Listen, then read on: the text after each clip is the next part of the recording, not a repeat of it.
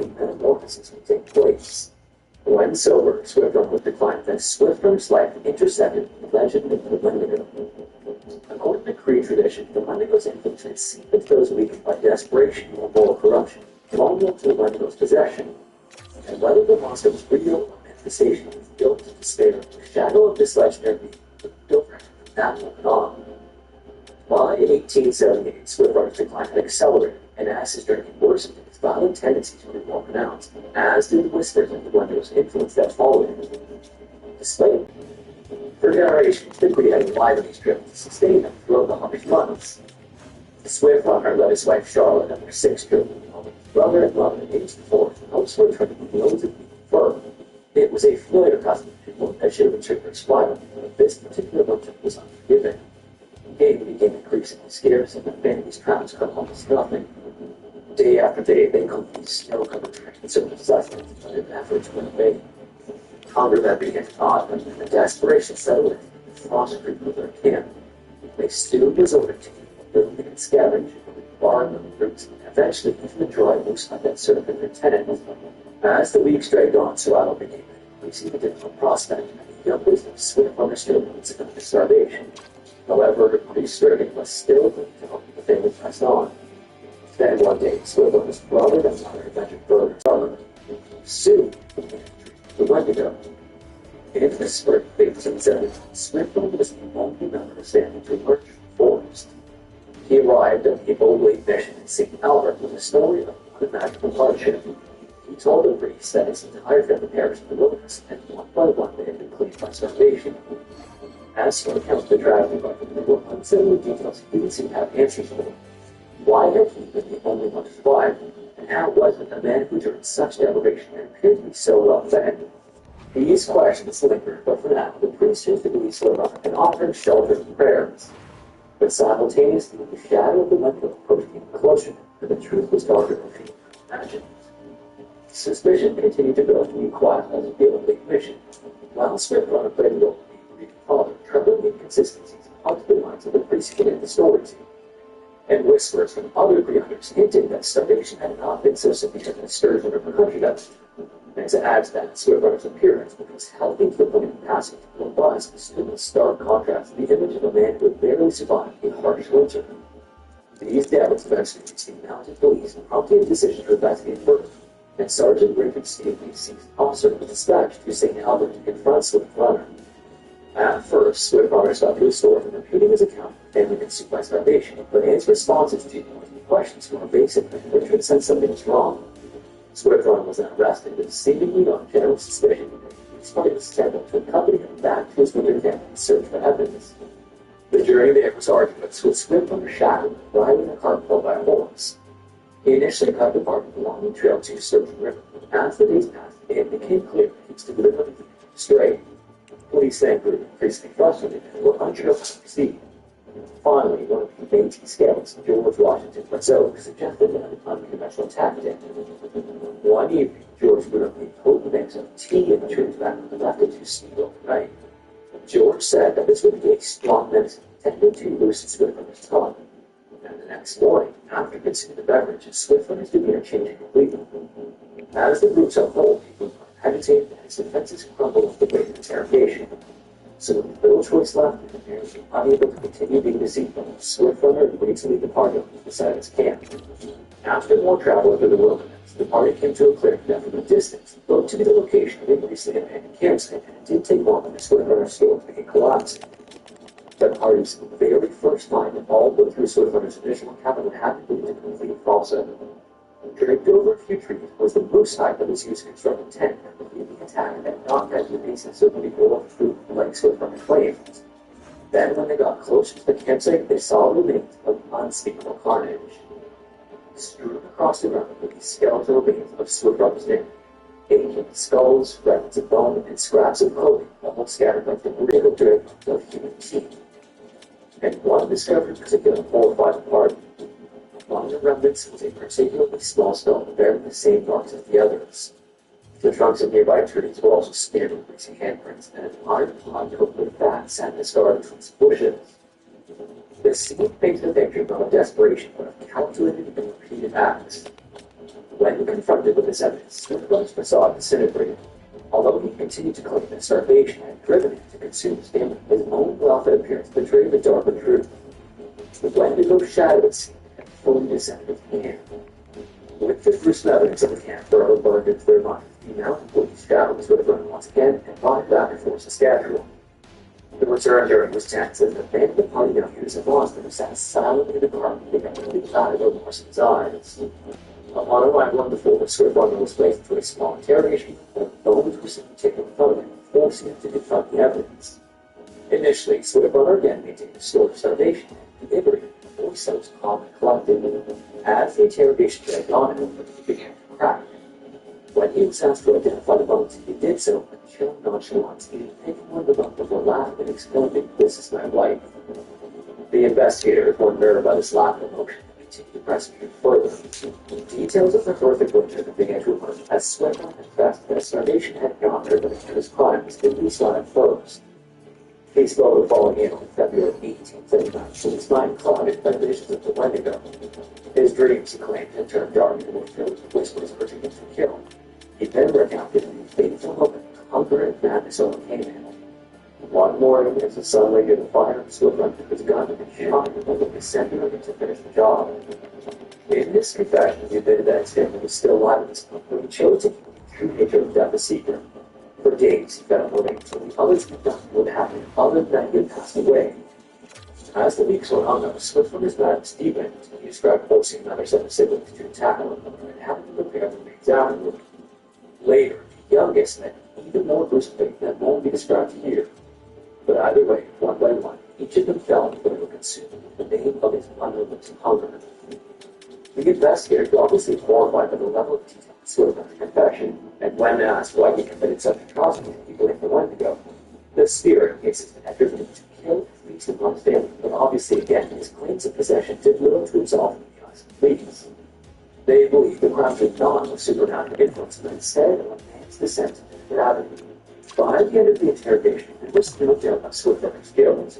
He was then formally charged with the murder of his family, and his trial began on August 16, 1879, in Fort Saskatchewan. This marks the first murder trial in the history of Western Canada. When that day finally came, the court was packed with settlers, observers, and members of the Northwest Mounted Police, all eager to witness the proceedings as the ugly nature of the case had captured everyone's attention. On the stand, Swiftwater didn't deny the charges against him. He admitted to killing his wife and 5 of his children, although he continued to claim that his youngest son had died of starvation and that his other brother had disappeared into the wilderness. Witnesses then testified to the evidence found in the camp, and the prosecution emphasized the disturbing signs of calculated acts. They argued that Swiftwater's actions went far beyond desperation, painting a picture of men who embraced monstrosity. In his defense, Swiftwater's lawyer attempted to evoke the Wendigo legend, suggesting that his client's actions were the result of possession. This argument, however, held little weight in the legal system, which dismissed such claims as superstition. This made the jurors task clear, and after 2 weeks of deliberation, they determined a unanimous verdict in finding Swiftwater guilty. The judge then sentenced Swiftwater to the gallows and stabbed for December 20th. This ruling sent a clear message to the agreement. The settlers of land of justice would be breaking down for election, even in the face of contradictions. As the day parted, Swiftwater reported that further his crimes to follow the headline review, who was the only priest in attendance during his imprisonment. According to this confession, Swiftwater's family had no luck hunting, so they first killed his dogs. Then, while his brother and mother went hunting, Swiftwater stayed back with his wife and 5 children, but when his brother and mother didn't return, his wife took 5 of the children to go look for them. This allowed Swiftwater to look for his son, who he admitted to attacking and consuming the deed after his wife had departed. While wandering around the forest after, Swiftwater ran to his wife and the children and told them the boy that was left with him had died of starvation. The rest of the family then sat getting Saturdays to return to camp. Just a few days later, Swiftwater entered a state of unprovoked rage and shot his wife before attacking all the 1 brothers. With only 1 mouth, Swiftwater and him faced the movement. Charlotte and the others were more weakened. Then, as the weather started to warm up, hunt became a lot more viable prospect. But in the back of Swiftwater's mind was the thought that the 7-year-old would one day tell the others of his father's atrocities. So rather than risk it, Swiftwater finished and dealt with them the same way as the others, who had himself in prison. In the writing home, the temperature helped him critical planets forming. All of the five would get from 60 to 18 traveling colors. They, along with Ford's 20-10 years, gathered to witness the end of Swift running.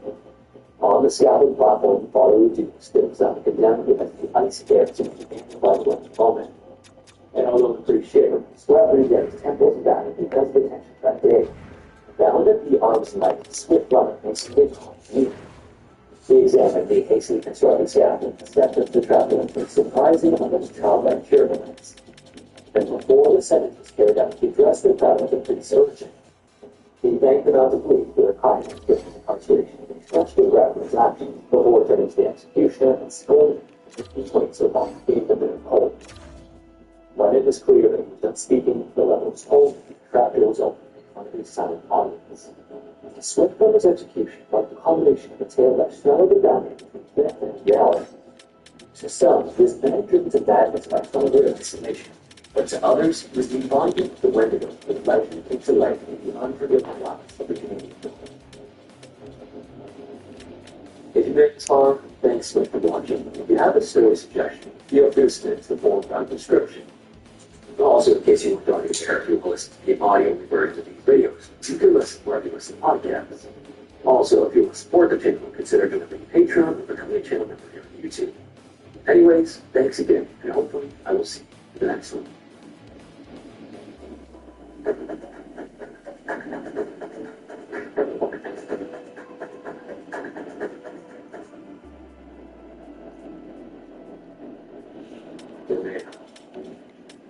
If you were to look at pretty much any map of the Gulf of Mexico drawn by Spanish explorers in the 16th and 17th centuries, you would find a small island lying off the north coast of the Yucatan Peninsula called Bermeja. Although the exact location of the island varied slightly depending on the map, it was a well-known fact that the island at least existed. Bermeja was first mentioned by Spanish cartographer Alonso de Santa Cruz in an official list of islands in the Gulf of Mexico, published in Madrid in 1539. Alonso de Chaves, another Spanish cartographer, once wrote that from a distance, Bermeja looked blondish or reddish, which is where the island's name came from. A couple of hundred years later, in the mid-1800s, French-Mexican cartographers published reports stating that the island of Bermeja had started to sink. By the late 18th century, Bermeja was no longer featured in many maps of the area, and the last time it showed up on an official map was in the 1921 edition of the Geographic Atlas of the Mexican Republic. In the late 90s, the American and Mexican governments started negotiations to determine the boundaries for the exploitation rights of oil in the Gulf of Mexico. If the Mexican government could find the island of Bermeja, that would expand Mexico's oil drilling rights way further into the Gulf. Around that time, the Mexican government conducted 3 official investigations to find the island, with state-of-the-art ultrasound technology and all kinds of modern tools to locate it. Mysteriously, they couldn't find any trace of the island. And according to spokespeople from the Mexican Navy, it was as if the island had never existed. A year after the Mexican Navy failed to find Bermeja, a Mexican senator named Jose Cielo was one of the most fierce advocates for the expansion of Mexico's oil-filling territory and island's existence, was killed in a car accident on the Mexican highway when a semi-truck slammed into the right side of the car. His death quickly became the fuel for a conspiracy theory, according to which the CIA had blown up the island to further an oil-fueled American agenda. Of course, this theory is a bit of a stretch, and some of the other more logical theories that surface regarding the disappearance of the island are much more likely to be true. One possibility that researchers seem to favor is that the island sunk after an earthquake or an underwater landslide, which led to a further series of explorations in 2009 to see if the remains could be found at the bottom of the ocean. However, despite the even more advanced technologies that were used during that year's official investigations, the ultrasound exploration of the ocean floor revealed absolutely nothing but a sandy ocean bottom. Speculation that the island had never existed once again started circulating online in the news, leading many people to adopt it as a truth. After the failed explorations in 2009, Julio Zamora, president of the Mexican Society of Geology, had that the existence of the island of Bermeja had probably been faked by early Spanish explorers to throw off other explorers and military rivals from other countries. This would make sense, as it was common practice to make slightly inaccurate maps back then for the sake of strategy. Another possible theory is that the islands could have been drawn by one cartographer in the wrong location by mistake and replicated dozens of times over the centuries by other unaware cartographers. Still, some researchers think that due to the very precise descriptions of the island's physical appearance, the Raycraft probably did exist, but in another location. Despite the abundance of theories regarding the mysterious island's location and existence, 15 years after the last exploration of the last known location of the Raycraft, the truth is still a mystery and will probably remain that way forever. Overton Bridge. Built in 1895 in Dumbarton, Scotland, the Overton Bridge is a Gothic style bridge overlooking a 50-foot ravine that leads up to Overton House, a 19th century manor in the Scottish Lowlands. At first glance, Overton Bridge looks pretty much like any other bridge from the time, but there's one pretty darn detail that makes it different from any other structure in the area. For the past 80 years, hundreds of dogs have been jumping off the bridge and down to the ravine to their deaths for seemingly no apparent reason. Sometimes the dogs survive the fall and are left with debilitating injuries. And according to some reports, there have been instances where dogs allegedly jumped off the bridge, survived, ran up the slope, and then jumped off once they get into their deaths. Depending on the source, you'll find reports stating that the amount of dogs that have jumped off the bridge is either low than 100 or in the high 100s. Regardless of the exact number, it's a fact that a lot of dogs have died at this bridge for some mysterious reason. As you can imagine, these incidents at Overton Bridge have fueled all kinds of outlandish theories, including suggestions that the bridge is haunted. According to Selvig Pagan, another popular theory among the locals is that the dogs are being affected by negative residual energy from a tragic event that took place in 1994, in which a 32-year-old father threw his baby off the bridge, claiming that his child was the Antichrist. Following the tragic murder, the father was declared insane and locked up in a psych ward. But even with all the more outlandish theories that have gained traction in recent years, some researchers have come up with more plausible explanations for the serious incidents at Overton Bridge. In 2006, animal behaviorist David Sands investigated the bridge and suggested that the dogs are probably detecting the presence of wild animals below the bridge with their keen sense of smell, which makes them chase after the smell and inadvertently jump into their dens. This would make sense, as according to official statistics in the area, pigs began breeding in large numbers in the 50s in Scotland, and most long-nosed dogs seem to favor the smell of pig over any other small animal, including squirrels. From my research, most of the dogs that have died at the bridge are long-nosed breeds. Also, because the bridge has tapered edges, from the dog's point of view, the edge looks more like a flat plane, safe for running and chasing after small animals. So, while there will probably continue to be speculation about paranormal activity at Overton Bridge for many years to come, it's much more likely that the dogs aren't intentionally taking their lives and are simply falling to their deaths on accident while chasing the others from other animals.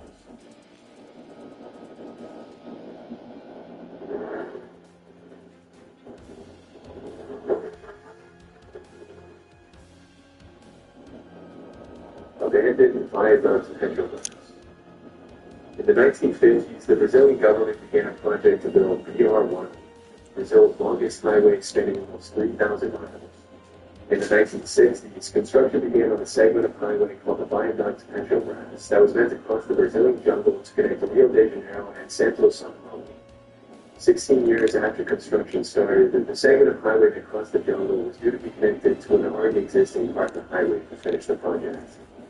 However, due to Brazil's economic crisis, plans changed at the very last minute, and instead of connecting the viaduct to the existing road, the highway was linked to a different coastal route. As a result, the viaduct Petrobras was left abandoned in the middle of the jungle, and to this day, the Brazilian government has done nothing to remove it or reuse its plans. Standing over 130 feet tall and almost 1,000 feet long, the structure features fully built tunnels, retaining walls, and a gigantic concrete foundation, which has slowly been swallowed by the jungle as the years have gone by. To an outsider, the viaduct Petrobras looks like it was taken out of the city and dropped in the middle of nowhere in the South American jungle for no reason, giving off an admittedly eerie atmosphere. Even though the viaduct Petrobras seems pretty wasteful, the out-of-place structure is now a pretty popular tourist destination for curious travelers and locals wanting to catch a glimpse of the abandoned concrete giant. Hola Super Borehole. In the 1960s, the Soviet Union and the U.S. were locked in a battle to develop superior space exploration technologies, often referred to as the space race. What many people don't know is that the two countries were also competing to drill as close as possible to the center of the Earth. As is often the case, the motivation behind the drilling was mostly to find oil and valuable minerals. But from what I found, developing machines that could get close to the center of the Earth would also help understand the causes of earthquakes and volcanic eruptions at a much deeper level. In 1958, the U.S. government launched Project Mohawk to collect a sample from Earth's mantle by drilling to the bottom of the ocean off Guadalupe Island in Mexico. Over the next 8 years, they drilled over 600 feet into the seabed. But in 1966, the House of Representatives had to discontinue the project because it was getting too expensive. 4 years later, in 1970, it was the Soviet Union's turn, and they drilled their hole close to the Bering Sea, just outside the Norwegian border in a city known as Murmansk, Russia. At the time, the Soviets' goal was to drill as far down as possible, which researchers hoped would be a little over 9 miles. Unlike the U.S., the Soviets were a little more successful with their attempt and managed to drill way deeper to the Earth's crust, which resulted in the creation of the Kola superdeep borehole, also known as the world's deepest man-made hole. With a total depth of over 40,000 feet, or around 7.5 miles, the Kola superdeep borehole is deeper than the Mariana Trench, and its depth surpasses that height of Mount Everest. As the project progressed, the scientists realized the temperature was much higher than expected at every point below 10,000 feet, and at around 7.5 miles below the surface, the drill reported a temperature of almost 360 Fahrenheit. This was way higher than the 212 degrees Fahrenheit the scientists had predicted at that depth. So, even though the Soviets had broken a record with the Kola borehole, they too had to discontinue the project in 1992 due to increased rock densities and quickly high temperatures. And in 2005, the drill was shut down and the hole was sealed for good. However, that wasn't the end of the story, and there's a slightly more disturbing reason why people remember the Kola superdeep borehole. In the late 80s, a strange story started circulating in several Christian Finnish newspapers, which reported that a group of Soviet scientists had drilled a hole to the center of the Earth and had allegedly delivered an extremely tolerant microphone into the hole. Through this, they supposedly heard a series of extremely disturbing, tormented screams coming from the bottom of the mountain. Throughout the 90s, the story spread to other countries until even American newspapers were running it. As the story gained popularity, sound files with the supposed audio of the tormented screams from the center of the Earth started appearing everywhere online, with allegations that the screams came from tormented souls stuck in hell. As it was later revealed, the original recording of tormented screams was made from a loop of various sound effects and the soundtrack from the 1972 movie Bear Blood. From this point forward, it was pretty much common knowledge that the screams were fake. However, it is a fact that some pretty disturbing sounds have been heard coming from the Kola superdeep borehole, along with other superdeep boreholes. In 2013, a Dr. Artisan St. traveled to the 30,000-foot KTV superdeep borehole in Jersey, where she wore a microphone protected by a thermal shield to see if she could pick up any sounds at the bottom of the line. Interestingly, the serious sound that scientists couldn't explain could be heard through the microphone, which in the artisan's words, some people thought sounded like cow, while others thought they could didn't let it breathe. Even though the sound is pretty cool to hear, but if it was haunting, the consensus among scientists is that the sound comes from layers of rocks rearranging themselves after being moved around by the drill that made the hole. Matovsky crater. In 1949, a Russian geologist named Vladimir Klopakov stumbled upon a mysterious crater with a diameter of over 500 feet and a height of almost 140 feet near Kutset, Siberia. At the center of the crater, he found a little hill around 40 feet tall, which kind of looked like it was nest with an egg inside it. Curious to find out what was inside the crater, Klopakov made plans to climb the mountain and take a look inside to confirm his hypothesis that the crater could be caused by a meteorite. But the locals warned him that fire eagle nest, as it's become known all over the world, allegedly possessed evil powers, and whoever stepped inside it would be dead soon after. Dismissing the insistent warnings as superstition, he climbed the mountain, but failed to find any rock samples that supported his meteorite hypothesis. Over time, more and more expeditions were carried out to the crater, including one in 2005, in which the leader of the investigation carried about arbitrary shortly after visiting the crater. Based on the findings of recent exploration, the scientists have ruled out volcanic eruptions, nuclear explosions, and impacts from a meteorite as possible causes for the crater. In the absence of a solid answer, some have started coming up with all kinds of theories to explain its origin, including the possibility that a UFO landed in the crater. Others have linked the crater to the combustion meteorite, the remains of which have never been discovered. One of the things that makes it so scattered from the rings and the trees growing on the mountain. Strangely, it's been scientifically proven that the trees closer to the crater grow much faster than normal, which is similar to what happened in the forests around Chernobyl after the nuclear disaster. The lack of solid explanations, coupled with the weird tree phenomenon, has been fuel to the fire of outlandish conspiracy theories about underground nuclear plants and nuclear-powered UFOs buried beneath the crater. To this day, scientists still haven't determined what caused Copanco cone to appear, and no asteroid fragments or metal parts have been found in the crater to support some of the theories people have come up with over the years. As of today, the most logical explanation is that the mountain could have been caused by the underground release of hydrogen fluids and heat from a nearby gas volcano. This could have caused changes in the size of the tree rings, which would explain why scientists thought they were growing at an abnormal rate. Still, despite the more convincing explanations that have surfaced over the years, the origin of the quantum cone will probably remain a mystery for many years to come. Villa Abedin. In the 1920s, a small tourist village about 400 miles from Buenos Aires, Argentina, called Villa Abedin was built along the shore of Lago Abedin, a solid touted for the health benefits and therapeutic effects of its mineral waters, which were said to be beneficial for rheumatic conditions.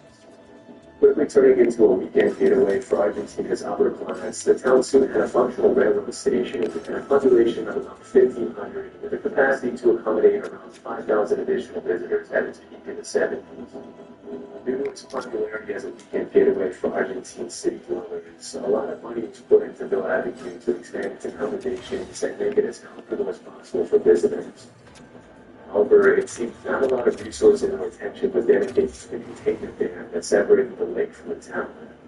Unfortunately, on November 10, 1985, the containment dam broke during a storm and a series of unusual strong winds.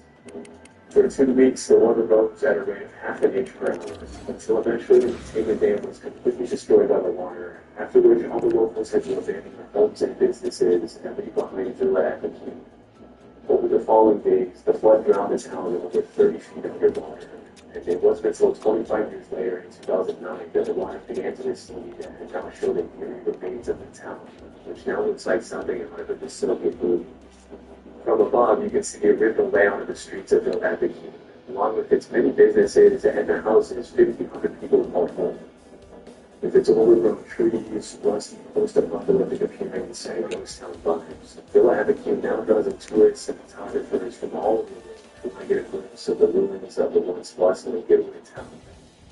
Due to the high levels of salt in the water that once flooded the town, most of the buildings in Villa Abedin are covered with a thin white residue, giving the town an even more creepy appearance. One of the more interesting facts about Villa Abedin is that even after it was completely destroyed by the water and flooded for more than 25 years, as soon as the water receded in 2009, one of the locals, then 81-year-old Pablo Novak, decided to come back home and live out the rest of the day in Villa Abedin. Out of the original 1,500 residents of the town, Pablo was the only one who came back. As the lone inhabitant of Villa Abedin, Novak was officially named the cultural ambassador of the town in 2020. But unfortunately, in January 2024, Pablo Novak passed away at the age of 93, leaving the town once again completely abandoned.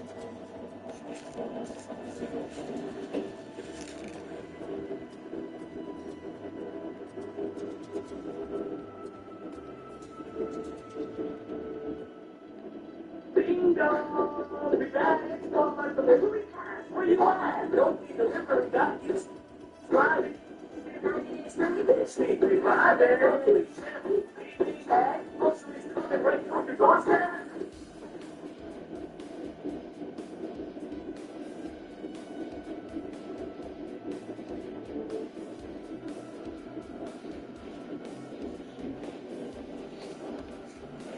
K2 at 28,251 feet, or 8,611 meters. K2 is the second hottest mountain on Earth.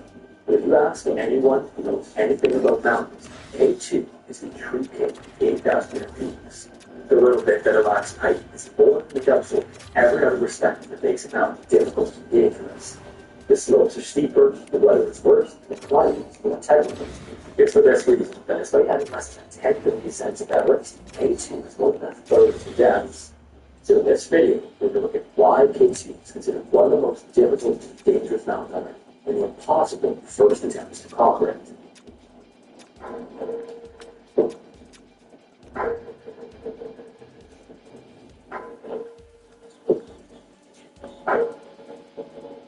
Today's video is sponsored by Down, one of the top language learners in the world.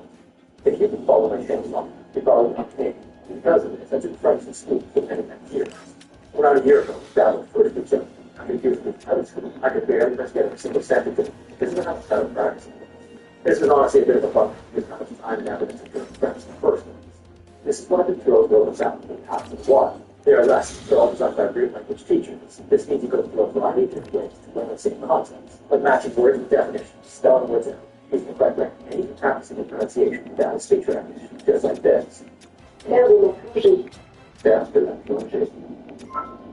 It's not only does it really accelerate your learning, enable you to have real world conversations, but it's actually a fun way to learn, which obviously just makes it that much easier to go into lessons. And the best part about this is that when I go to the computer, I include all the lessons from the Babylon phone. So here's the reason I can choose all of you, because right now Babylon's offering 60% money subscription for all subscriptions for years. And this comes with a 20-day money-back guarantee, so there's no risk of giving it a try. The link to the description below. Despite being almost 1,000 feet lower than Mount Everest, K2 is unanimously known for being a far greater challenge. It's also been called the most difficult, the most dangerous mountain on Earth. But in reality, definitively calling one mountain the most difficult is a tricky thing to quantify.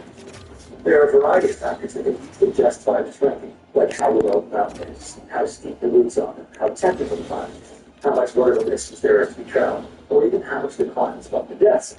The list goes on and on.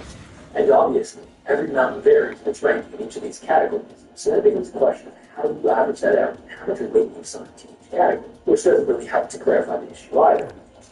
So another way to look at this is to take the number of successful ascents and compare it to the number of people who have died trying. Using these figures, there are 3 mountains with only 14 8,000-meter peaks that seem to be more dangerous than the rest. Again, looking solely at this metric. In third is Negapartment, with a death to ascent rate of roughly 20%. Second is K2, with a death to ascent rate of roughly 26%. And first is Annapurna 1, with a death to ascent rate of 32%. If we focus only on this metric, it seems fairly cut and dry that Annapurna is the most dangerous. But taking a closer look, there's still more to the story. First, is that Annapurna is by far the least ascended, and most of the third lesson can give you other 8,000-meter peaks. You would expect that as more people attempt the mountain, the route technique to climb are refined, increasing the likelihood of success and decreasing the likelihood of catastrophic failure. It's possible Annapurna simply hasn't been climbed enough for those numbers to reflect its true difficulty, and those numbers are currently inflated as a result. In support of this idea, the fact that between 2012 and 2022, the rate of deaths to ascents on Annapurna fell below that of K2. It's likely that these numbers will continue to shift around even further as each route is factored into the eventually massive. And finally, complicating things even further, even the mountains themselves are not the same year to year. There are years when the weather is worse, when the routes with more snow and ice, which further change the difficulty on a yearly basis. All of this is to say that it might be impossible to definitively say which mountain is the most dangerous or the most difficult. The best we can really do is say that, on average, K2 seems to be close to the top, and many of the world's best climbers share this sentiment. To go ahead and rank them aside, here is what we know for sure about K2, that's given it such a distinct reputation. K2 is the second highest mountain, meaning that the amount of deaths of climbers need to travel is second to Mount Everest. K2 is also remote. There are few towns and roads nearby, so getting to the base is a challenge all on its own, let alone with tons of gear. It's also the farthest known within the 8,000-meter peaks. It's colder and the weather is worse. It's also known for being unrelentingly steep, with any route up having to be 45 degrees from base all the way to the summit. It also has an increased risk of avalanches and rockfalls. Apparently on Everest, it's common not to lay out most of the time, but K2 is the exact opposite. From the moment you're at the base, your helmet is on foot. Camping is also worse on K2 because there are far fewer flat open areas to place tents. As you ascend higher, it only gets worse. It's not uncommon for tents to be partially painful.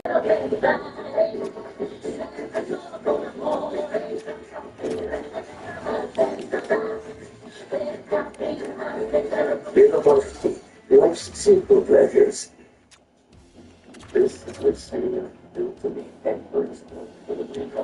less structured and way managers that are wired for instance.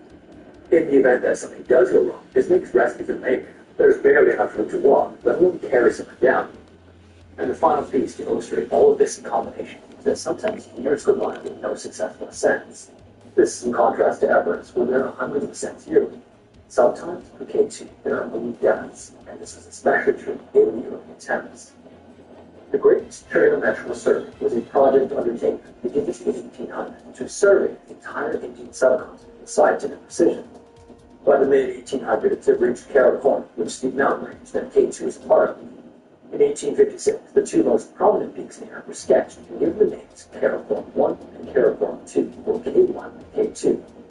If you remember from the Mount Everest video, unlike other colonial pursuits, local names were used for mountains whenever possible. Because K2 was so remote, there were no talents or even trade routes that got close enough to see it, at least from the Indian side. Because of this, it was never given a name by the local populace, so the original survey name K2 stuck. For decades after, as mountaineering was developing in Europe, there were no attempts or even expeditions in the area. Toward the end of the century, though, attention slowly shifted to the so-called roof of the world, where all of the 8,000-meter peaks were still unclimbed. The first expedition to even attempt to get close to K2 was in 1892, when a British explorer led a group to a point now known as Concordia, which is about 8 hours from the base. This was, at the time, the closest anyone had ever come to the mountain, at least that we know of. Then in 1902, close to 50 years after it was first surveyed, the first true attempt was made to reach the summit. This was an international expedition which approached from the north side of China and ascended the northeast ridge to a height of 21,400 feet, or 6,525 meters. On this first attempt, the true logistical nightmare it is to even reach K2 was realized. Apparently, from the closest populated area, it took 14 days of trekking just to reach the base. They would then go on to spend 68 days on this attempt to make 5 separate pushes, but of the over 2 months they were there were only 8 days of clear weather. This expedition would be the first of many failures to come. The next attempt was by an Italian team in 1909, led by the famous mountaineer and explorer, the Duke of Abruzzi. His team approached from the opposite side and went on to climb the southeast spur, now known as the Abruzzi spur, which is the standard route today. Roughly 75% of attempts are made on this route. It starts at 5,400 meters, or 17,700 feet, and all changes between steep technical rock climbing and snow and ice fields. Almost immediately, this route proved to be too difficult for the Duke's team, so they decided to scare it around for something easier. Unfortunately, every other route seemed to be even more challenging, so they simply declared that K2 was unclimbable and left for something easier. So for almost 2 decades after this declaration, not a single attempt was made on the second highest mountain on Earth. That was until the American Alpine Club held their annual meeting in 1937. During the meeting, a plan was proposed to perform reconnaissance of K2 in 1938 and even a possible attempt afterwards. If an attempt was practical that year after the reconnaissance, they would return for a true attempt the following year, 1939. Most of the members of the club were strongly in support of this idea, so an application was submitted and the expedition was planned. For food, they would bring 50 pounds of pemmican, which is a mix of tallow with dried meat, sometimes dried berries. This fatty mixture would be the bulk of their calories. On top of that, they planned to bring dried fruit and vegetables, which were becoming available by now, along with biscuits, cereal, and powdered milk. For equipment, in contrast to today's crampons, they would have boots that had nails sticking out of the bottom for grip. Their ropes would be hatched in mill instead of modern islands. Their ice axes would have a wooden shaft and a steel head. Once the equipment was ready and the plans were finalized, they set sail from New York on April 14th for Mumbai, India. About a month later, on May 9th, they reached the north end of modern-day Pakistan. Then, just northeast of there, they arrived at the town of Wild, which was at the time the end of the road. This meant they now had to walk the remaining 360 miles, or 580 kilometers, to reach K2. To carry all of their gear, they hired 100 porters and initially set off with 25 ponies. When the terrain became too difficult for the ponies, they were replaced with more porters. At some point as well, they hired some established Sherpas. To make a quick distinction, porters are locals from the area who are only hired to carry equipment to the destination. Sherpas, on the other hand, are a Tibetan and Nepali ethnic group who lived for thousands of years in the plateaus of Himalayas. They're used to both the altitude and the challenges of navigating the steep terrain, and the ones who get hired are the ones who specifically choose to pursue a career in mountain climbing. They are both fit enough to carry large amounts of gear at altitude and skilled enough to handle themselves on a mountain. They generally take over for the porters when the climbing is too difficult, but gear still needs to be brought up and down during camps. Another month later, on June 12th, the expedition arrived at base camp on the Godwin-Austin Glacier at 16,600 feet, or 5,100 meters. This is when the true challenge began. The remaining just 11,000 feet, on their transcontinental trip was sheer, unclimbed rock and ice. The boarders were then given their pay and told to come back in 45 days with the next load of gear. The loss of ground space for the infinite would cause applicants from Mars to trailhead, maximizing fuel rights. Elsewhere, each other grounds and is fixated in large space for beautiful storage, right? The birds of it is convenient movement and building up like storage. Versatile and big enough for lots of access. Afterward, the team spent several weeks traveling around and scouting differently, because at the time, it still wasn't clear what the best plan of attack was. Although the emergency route is the traditional route today, it wasn't the intuitive choice. From down below, the team could see that all the rocks seemed to slope down. This made for 4-foot, dangerous camping. However, eventually a small satellite was spotted on July 2nd with 10-30 camp, and so the team decided this was the route they would take. Like the expedition from decades earlier, it was more of a least bad option than a great one. From base camp, they traveled up to the base of Bruce and established Camp 2 at 17,700 feet on July 3rd. For the next 2 days, the American climbers led the way and fixed ropes and established a route while the Sherpas carried gear up and down. P-tones were crucial for securing some of these steeper and icier sections, but this was still incredibly difficult work. Modern ascenders hadn't been invented yet, so knots in the rope were used instead. To really put this into context, an ascender is a device with a handle that slides freely up the rope. Importantly, though, it only slides freely in one direction. It clamps down when traveling the opposite direction, so you slide it up, and then you can pull yourself up with the handle, really simplifying climbing. Without these, the climbers used knots in the rope instead, which had to have been significantly more difficult than a solid rope handle. In any case, 2 days later, on July 5th, Camp 3 was established at 20,700. Then, due to several days of bad weather, it wouldn't be all the way until on July 13th that they established Camp 4. This camp was close to the area now known as House's Chimney. This is essentially an 80-foot vertical cliff at 21,500 feet. It's so steep and challenging that it took the first man 2.5 hours to climb it. Because their soft metal pitons weren't sufficient on hard rock, you had to essentially free climb the entire section as well. Even once it was ascended for the first time and the ropes were set up, it was still impossible to climb it carrying any gear. So the team would end up needing to create a rope system to airlift all of their gear over it instead. After a day of carrying gear up this cliff, Camp 5 was established across the snowfield near the top of the chimney. Then, several days later, Camp 6 was established on July 19th at 23,300 feet, or 7,100 meters, at the base of the area now known as the Black Pyramid. This is an area of 1,000 feet of dark rock that's steep and technical. It was one of the areas they were worried of when they were scouting. Almost 3 weeks into their attempt as well, they had only about 10 days of food and fuel left. If the weather got bad higher, which it was likely to do with the monsoon season approaching, they might get stuck for long enough they couldn't run out of food. Because of this possibility, they decided that the 2 strongest climbers would push ahead with speed and see how far they could make it. These 2 climbers made it up the Black Pyramid and then went to establish Camp 7 on the 20th at 24,700 feet. They climbed on with the following day, but by about 5 p.m., one of the men could no longer continue. You have to remember the entire way they had been struggling up 45-degree or more inclines to below freezing temperatures and often into snow.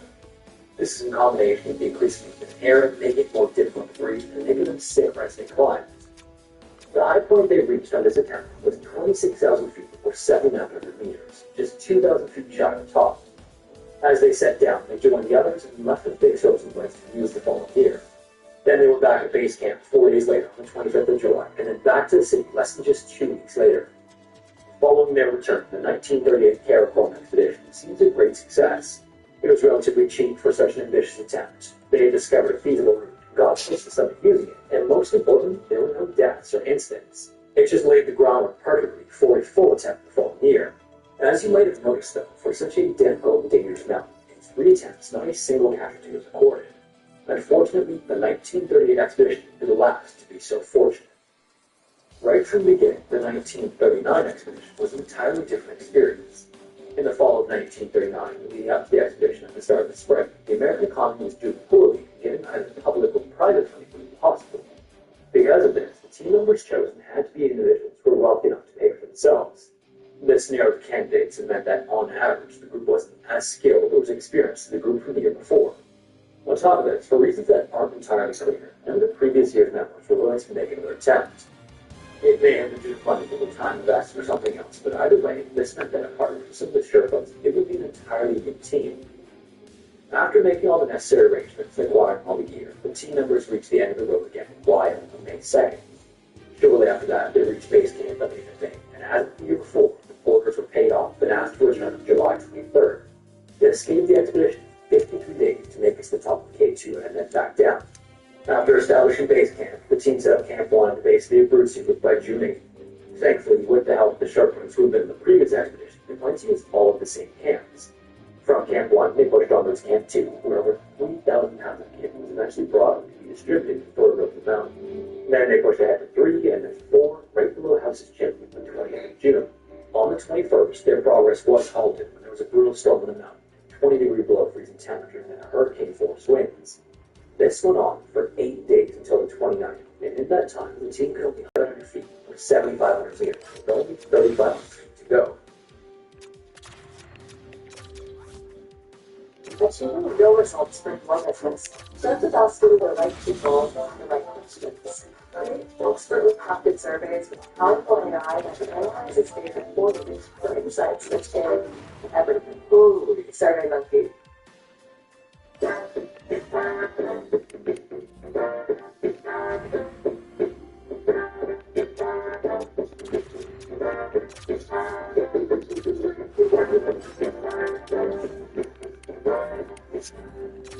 This also meant they had just under 3 weeks to summit and get down in time for the arrival of their orders.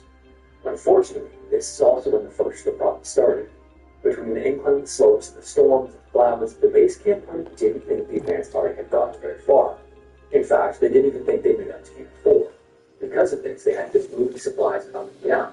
This included things like food, rope, fuel, and tents, items that are obviously crucial.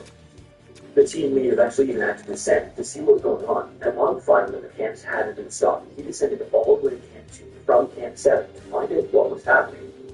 The lower team was obviously surprised and encouraged to get how far they got. Shortly after, the larger team ascended with more gear. By then, though, now the people were starting to wear down. They spent close to a month at altitude, and the symptoms of altitude sickness and exhaustion were starting to become apparent. Some of them were suffering from frostbite, and some were becoming so sick they had to be brought down with the help of some Sherlots. Despite this, though, the advance party continued higher, thinking that the supply issues had been resolved. On the 16th, camp rate was established at 25,300 feet by the team lead, one of their Americans, one Sherlock. This was starting to be high enough that a summit push was within reach. They just needed one more camp a little higher before they could be attacked. The following day, on the 17th, they saw once again the other American could no longer continue. The team leader and the Sherpa continued to establish Camp 9, while the other men returned to Camp 8. Because of their slow progress the day before, being held back by the other men, they spent one more day moving Camp 9 slightly higher. Then, finally, on July 19th, the weather was perfect, and the summit was just 2,200 feet away. They decided that this was the day to make an attempt, so at 9 a.m. they set off. Although this might seem early, this is actually relatively late on the mountain. You have to account for the time to ascend, the time to descend, and any delays, because the last thing you want is to have to travel in the dark. On such steep, icy slopes, this is obviously incredibly dangerous. A little while later, after setting off, they got to the area of K2 that's legendary. This is an area that tells us the bottleneck. It's a traverse, meaning you travel sideways across the mountain. But because the formation of the mountain, it's just a narrow sloping path that at some points reaches 60 degrees inland, which is treacherous on hard snow and ice. This also means that it's at risk of avalanches, and maybe more significant than this is the massive overhanging ice formation above the narrow path. Across the entire traverse, you can see large cracks in ice above you that can potentially shear off at any moment. And on top of all of that, it's at 8,200 meters, well into the death zone. So although you might want to travel quickly to get across it as fast as possible, because of the altitude of the terrain, you have to move slowly and carefully.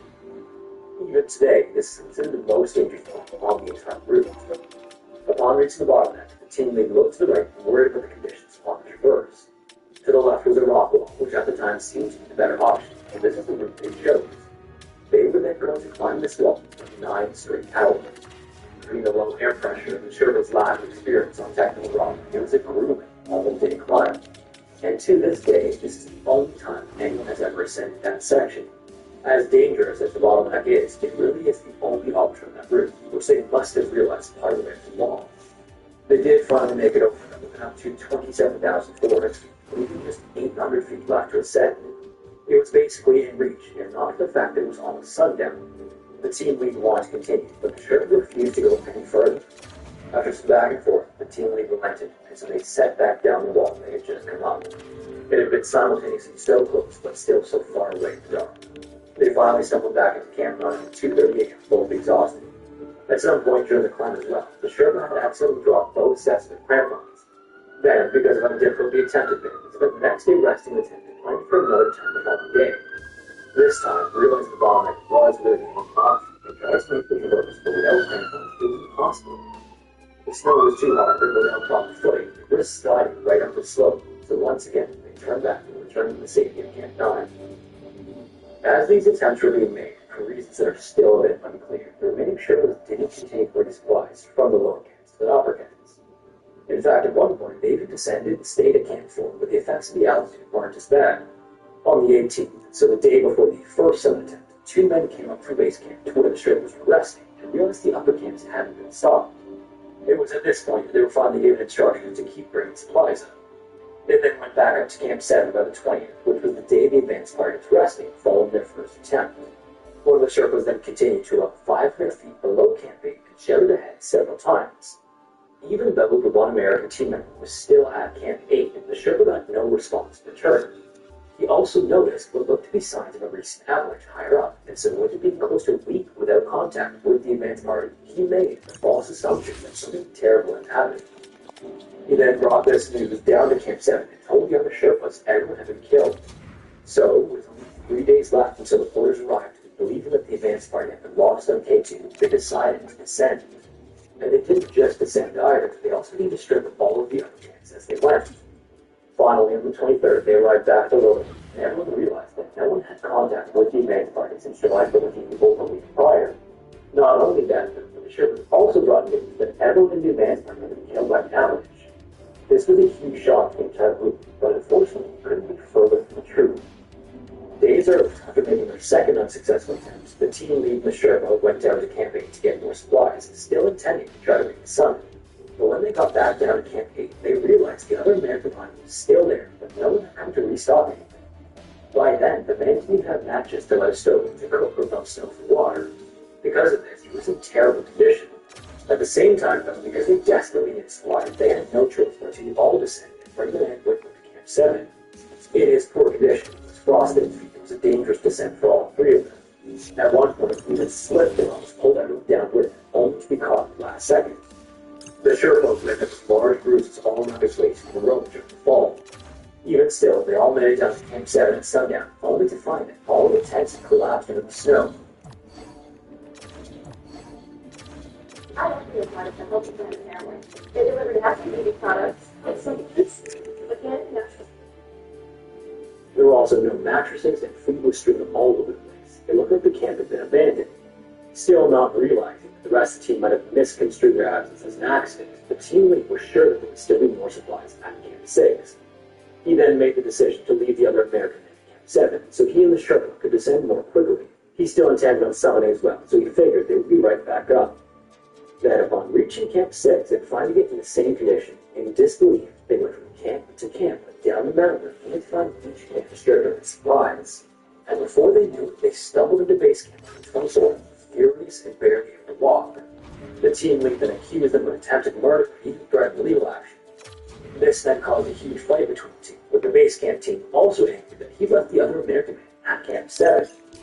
After the fight was over, the situation became clear. Tension shifted to the rescue of the American who had been left higher up. So first thing the following day, on the 25th, the group of 4 went back to attempt to rescue. They were back at Camp 4 2 days later, but by then, the two were too exhausted to continue. Afterwards, the 2 remaining Sherpas continued onward. Then the following day, 2 more Sherpas left base camp to join the others. By some Herculean effort, they reached Camp 4 by noon, and then Camp 6 by the end of the day. This amounted to 7,000 feet climbed in a single day. With these 2 joining the other 2, there were now 4 Sherpas at Camp 6, ready to ascend in a single attempt to rescue the American. 3 of them departed the following day and reached Camp 7 on the 29th, but unfortunately, the scene was terrible. The man was in an awful condition. He was out of food and water, covered in his own waste, barely coherent due to spending the last 2 weeks above 25,000 feet. At the time, this was the longest anyone ever spent at that height. And despite their efforts to bring him down, in his disoriented state, he flat out refused and told him to come back the following day. After realizing his pointless, they went back down to 6 to rest tonight, hoping to have more success the next day. There was then a storm the next, they ended up waiting 1 more day longer, and then the same 3 Sherpas set out once again to bring the man down. Tragically, this was the last time they would ever be seen. The final Sherpa at Camp 6 waited for 2 more days, but by then he knew it was too late. He set off at 7:30 a.m. with a frantic pace and was back at base camp that afternoon with the bad news. Initially, no one could understand how such strong and capable Sherpas had been in that, but unfortunately, it's true. To this day, it's not clear exactly what happened on those upper camps. It might have been a fall, avalanche, or something else, but unfortunately, we just don't know. There were 2 separate rescue attempts afterwards, but by then, no one was strong enough to make it up any further from Camp 2. So with another rescue impossible in days since they were last seen, the team could only assume they had all died and made their retreat from Camp 2. Much like the 1967 Denali disaster, there was significant controversy afterward over who and what was to blame. This would have been further complicated by the strained relationship between the group by the end of the expedition. In reality, like all things, there was certainly a combination of factors. First, there was clearly language barrier between the Americans and the Sherpas. Most of the Sherpas didn't speak any English, so the Sherpas who did speak English weren't around. The communication was difficult. This led to confusion about restocking the upper camps and taking supplies down. Then there was also the decision not to cross the bottleneck on that first attempt. It's possible they might have reached the summit on that first attempt, and so none of the attempts afterwards would have even been made, preventing everything else from happening. Then there was also the decision to leave the American men at Camp 7 in the first place. In hindsight, this was clearly a bad decision, but the intention was different when the choice was first made. And finally, there is simply a matter of the map itself. K2 is still a legendary challenge to this day, let alone with the gear to the had during that time period. And because of this challenge, this would only be the first of many tragedies to come on one of the most dangerous mountains on Earth. Hello everyone, my name is Sean and welcome to Skier Interesting. I hope you enjoyed today's video.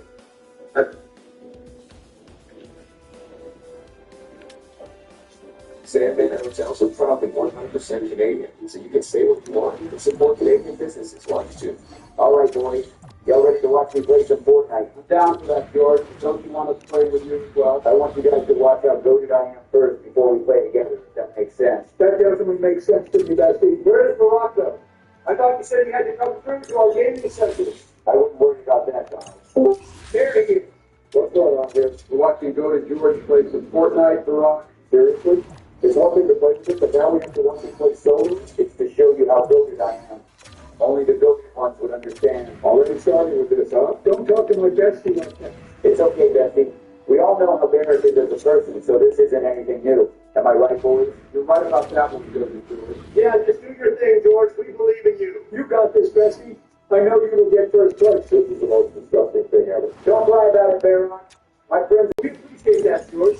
I'm curious to see how you play Fortnite. Oh my god, why are we losing? Never struck me as a person who played Fortnite. What can I say? I guess I'm full of surprises. You can say that again. Is that attitude towards my bestie? It's okay, bestie.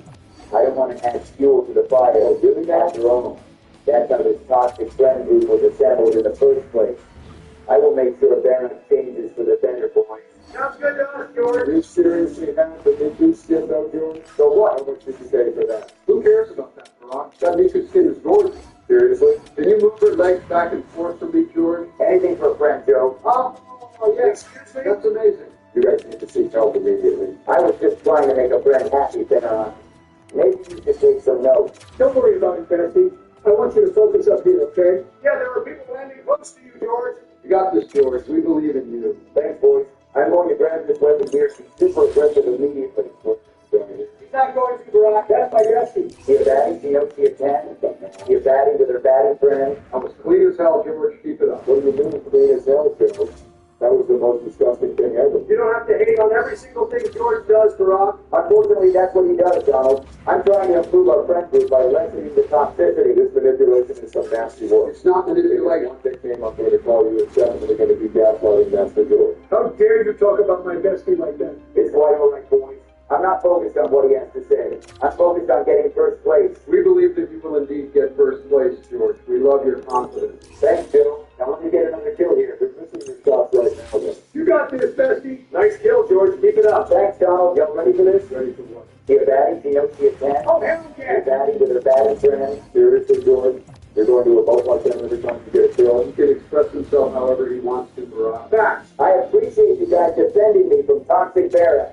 I hope to make it more positive soon, boys. If you keep yapping nonsense like that, you're not going to get first place, George. My bestie doesn't yap nonsense. Maybe it's you who does, though. I love how you guys are all standing up for me. Just know that I appreciate it big time, boy. It's a big bonus to say right now. Also, now it's meat writing, and you just want positive gaming sessions, Barack. Keep spitting them facts out, Joe. Okay, well, what's your overall strategy, George? I would watch your tone when speaking to my bestie. It's okay, bestie. And to answer your question, Baron, I plan on getting a lot of eliminations. You want to dive deeper into how you plan on doing that? It's not that complicated, Barack. Don't overthink it. All right, there are a couple people here, so let me cook, boys. You got this, bestie. You don't believe it. See a baddie? You don't see a 10? See a baddie with a baddie friend? You're seriously going to do that after every kill? Let George be happy. Unfortunately, Barack has a hard time of making people happy, Joe. That's not true. I just think emoting after every kill is unnecessary and toxic. Okay, let my bestie focus on this kill. I got this in the bag, boys. 3 shots, George. See a baddie? See a 10? See a baddie with a baddie friend? Jesus Christ, George, you're cooking a damn gourmet meal right now. What hell is it? All I see your mom killing them, I'm being honest. Okay, calm the hell down, Barack. And here's another kill for my bestie. The job isn't even close to finish, though. Stop trying to distract him, Barack. See a baddie? See a 10? See a baddie with a baddie friend? It's crazy to me how you're probably making a 12-year-old kid cry right now, George. I don't give a flying you know what, Barack. They're the ones who are toxic, not me. Holy crap, George. You're 78 years old. As the energy transition continues, demand for copper is expected to exceed supply, turning pure play exposure to existing and developing copper miners into an exciting potential investment. Why are you dishing back that toxic energy to a 12-year-old? My bestie can do whatever he wants. Send the facts out, Bill. I remember when I was 12 years old, Baron, it's Barack. If I was ever toxic like these kids nowadays, I would get spanked by my daddy so badly. This generation's soft anyway. Ain't that the damn truth? But speaking of getting spanked by Daddy, what? Would love for Donald to do that to me. Whatever you want, Joe. I just want to make you guys happy. Holy crap, this is Pete Writing. What the hell am I hearing right now? What you're hearing is a positive proof, Spanner. Really now? I'm not surprised that you're confused, considering how you just like to steal on toxicity. My bestie is 100% correct, and Barack is 100% wrong. That feels so good to hear. Okay, keep your pants on. Would you do it? Are you just salty that George is cooking right now? Put the facts out, Daddy. 5 kills, and we're only a few minutes into this thing. If you mean 5 off kills, then yeah. Well, I'm about to get a 6th kill right here, so how about you watch my greatness? You got this in the bag, Bessie. Jump up there. See a baddie? You don't see a 10? Bring it back. See a baddie with a baddie friend? Swing it one down, Joe. Are you being serious right now? Barack hating on Joe once again. Nothing new here, boys. Barack just likes to hurt people's feelings. Facts. I'm trying to change it for the better, boys. We appreciate what you're trying to do, George. Shut the hell up, Donald. Don't talk to my friends like that. I'm trying to help you out here, you know. Are you constantly thinking of me, George? Am I living in your head rent-free? Why are you constantly responding to me? Well, unlike you, I actually defend my friends when they're being criticized. This is so disgusting. Forget it, Bestie. I just want to see you get more eliminations. Don't worry, Bestie. I plan on doing just that. You don't even have a sword. Do you even know how to play this game? Okay, don't bother him, Barack. What do you mean, don't bother him? You got this, George. He's just focused against God. You almost got him, Bestie. Finish him off. I killed George. See a baddie? You know, see a 10? Sing it! See a baddie with a baddie friend? You missed so many damn shots and you're really emoting against the literal bot. You do not feel ashamed, George. Once again, Barack is taking away success and happiness from others. For real! Nothing new here, ladies and gentlemen. I'm glad you and Donald came around, if I'm being honest. Hopefully Barrett can do the same. George Levi is actually insane. There is no reason for you to criticize my bestie. Big Mo has 7 kills and is in a prime position to get first place. He doesn't even have a sword. How is he in a prime position to win this game? Swords are for people who don't know how to aim with a gun. Big fact. You need to take them out of the game immediately. Swords are a part of the game, George. You can't just complain about them like that. But my point still stands. It's for people who can't aim. People can use whatever they want in this game, Barack, just because you probably use swords yourself. I don't use swords. It doesn't mean you should get all defensive when someone criticizes it. But that's how Barack has been. Seriously? He always gets butthurt and defensive when someone doesn't have the same opinion as him. Once again, boys, I'm so glad that you guys came around and truly realized who Barack is as a person. Okay, save this deep riding for the bedroom. How about you focus on getting first place? Are you feeling hurt right now, Barack? Excuse me, that your friends realize who you are and now won't side with you? Don't talk like they're your friends, George. They're mine. Okay, don't talk about us as if we're your possession, Barack. Keep spitting them facts out, Joe. You can get this kill, Bestie. With your support, I will definitely get this kill. You keep missing your shots, Well, though. you didn't miss it right See there. a baddie? You know, see a 10? Oh, hell yeah. See a baddie with a baddie friend? Wow, you're so amazing, George. For you to kill a bot with low health, that's inspirational. I should really let you have it for the amount of times you've criticized my bestie. It's okay, Bestie. Let me get this kill right here so we won't have anything but praise for me next time. Like hell I will ever give you praise. You got this, George? Nice kill, George. You're killing it. Be a 10. Be a baddie with her baddie friend. I'd rather you poop in the streets than hear you say that nonsense, George. Oh, that could definitely be arranged if you're being serious about it, Baron. It's Barack. Why do you keep mispronouncing my name? And why do you keep being mean to my friends, huh? I appreciate you defending us like this, George. Yeah, for real, George. This really does mean a lot to us. You're seriously going to backstab me like this, guys? What do you mean? After everything we've been through together? I find it super ironic that the backstabber himself is upset that his friend supposedly backstabbed him. Ain't that the damn truth, Bessie? You guys don't need to be like this right now. Are you now feeling the pain I felt before, Barrett? Leave me alone, would you? Can you leave him alone? You're distracting him right now. Yeah, George needs to secure the forecast. Okay, it's not that hard to do. Stop hyping that up. You constantly have to hate on someone. Be a baddie, she knows she attends. Be a baddie with her baddie friend. Seriously, George. You killing these grunts and you're flexing on them? I'm happy with doing Preach it. Who are you to get in the way of my happiness? We are talking about the Rock after all. He literally strips away any form of happiness or positivity away from you. Don't even think about responding to my bestie, Barrett. I don't give a damn at this point. Just hurry up and finish the game. Well, it looks like George will be getting a couple more kills here. Let him cook. It's all stuff, damn it. Okay, well, I wasn't planning to stay in there, Barrett. Holy crap, that kill was smooth as hell, George. And there's another person. Keep going, George.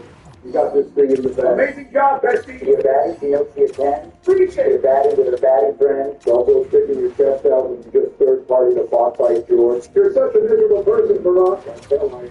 There's another chick. Be a baddie, she knows she attends. Be a baddie with her baddie friend. Okay, even you have to admit it, Barack. George is demolishing everyone in this lobby. These are all box. Excuse I me. can do this with my eyes closed. Shut up, Barack. My bestie has 12 kills, and there are still 27 people in this lobby. Your hating is so forced at this point. Ain't no way in hell that you told me to shut up, dude. Watch it, Baron. Don't you even think of pitching it back to my bestie? What more do you want from me, George? It won't stop unless I make it stop. You can't conceal or learn the pain that I have. Do you hear me? It's okay, Bestie. Just focus on getting first place. Yeah, we're all here to support you. Barack just likes to yap nonsense anyway. We're here for you, George. Just get first place, okay? I love you guys for that. I wish Barack could be like you guys because he's so damn good. What's your approach now, though, George? The circle is still pretty big, but there are less than 20 people left. I have to play this smartly. I already know good and damn well that there are going to be bumps with swords, so I have to be mindful of that. That's a good mindset to have, Bestie. People who use swords aren't bums. I guarantee you're a sword user, Barrett. Just admit it. I'll use a situation. Figured that. That doesn't mean I'm primarily a sword user. Well, Barrett. Did we have that as his nickname now? That's a good nickname, Bestie. My television. How about you focus on getting this kill? Well, he's connecting a lot of the shots right now. I think he'll be just fine. And now the Geiger is going to take me closer to this dude. It's so over for him. You got this, Bestie. Finish him off. Oh, hell yeah. I'm going to 360 his sorry ass. You got this, George. Finish him off in style. Great kill, George. She a baddie? She knows she a 10? Sing it. She a baddie with her baddie friend? I wish I could yap right now. Some way, somehow, you're finding a way to hate on someone who has 13 kills. All you're doing is just a kill on a real person and not a bot. How about that? This is why you're one drink away from having high blood pressure, Barack. You seriously don't know how to just enjoy good gameplay. Keep preaching it, Donald. If George gets first place, I will literally take back everything I said. Do you think you're important enough to be making a statement like that, Barack? I can say whatever the hell I want to. Excuse me? Don't talk to me like that. Don't talk to my bestie like that, Barry. Who do you think you are? My name is Barack. I am Jim's friend. I am Donald's friend. And I am Bill's friend. Well, you definitely don't treat them like your friends, Barry. So we get you started on what you said or done in the past. Okay, can you stop distracting George, Barack? Are you trying to make him lose? You think I'm trying to distract him? Of course you are. You don't want to see anyone happy or successful but yourself. Big facts. That's just who you are. You don't know me, George. Just stop, okay? Don't let delusional Barack get to you, George. Fact. It's time to lock in since there are only 15 people left. I get you, Joe. It'd be nice to finish this game off with 20 kills with first place at the end. Well, those are highly unlikely since we haven't seen you kill someone that's not a bot yet. And I highly doubt you could even get one kill in this game, Barrett. Do you think this game is hard or something, George? It's definitely a hard game, Barack. Give credit to my bestie. Oh, please. Overwatch is harder than this game. Not this again. League of Legends is harder than this game. StarCraft is harder than this game. I could go on and on and on. I can tell you with certainty what is indeed harder than all of those combined. What the hell is wrong with you, Joe? Don't talk to my friend like that. He's not your incredibly toxic, Barrett. You know that? Enough about him, bestie. Who cares what he thinks? Seriously, Joe? You're actually going to be like this right now? It's so clear that you really don't want me. It's so clear that you want me to lose as well. Nobody cares for what you have to say, Barack. We want George to win. And I am in a good position to do so. I have great items and I have full health. I don't even know what the hell you're doing right now, though, George. Care to explain? I'm looking for enemies from the high ground, Barrett. It's not that complicated. That's a super smart strategy, Bessie. Keep it up. Okay, how much rewriting can you guys do in one gaming session? I love these, so actually ridiculous. Can we go 1 minute without you talking, Barack? You're actually starting to hurt my ears? I don't even want to hear you talk right now, Donald. It's all right, boys. Barack is just mad that he's in so much pain. Like no one is. Your gameplay is annoying, George.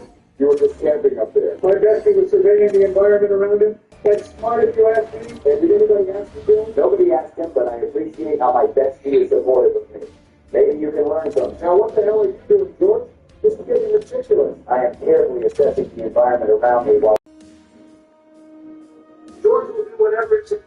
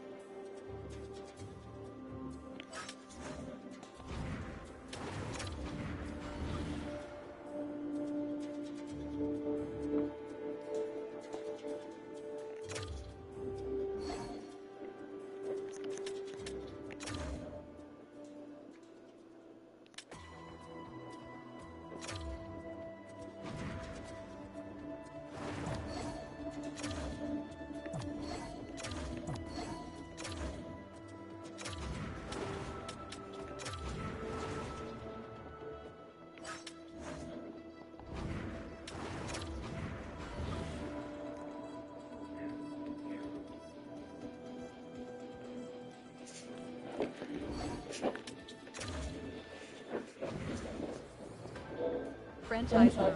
Continue.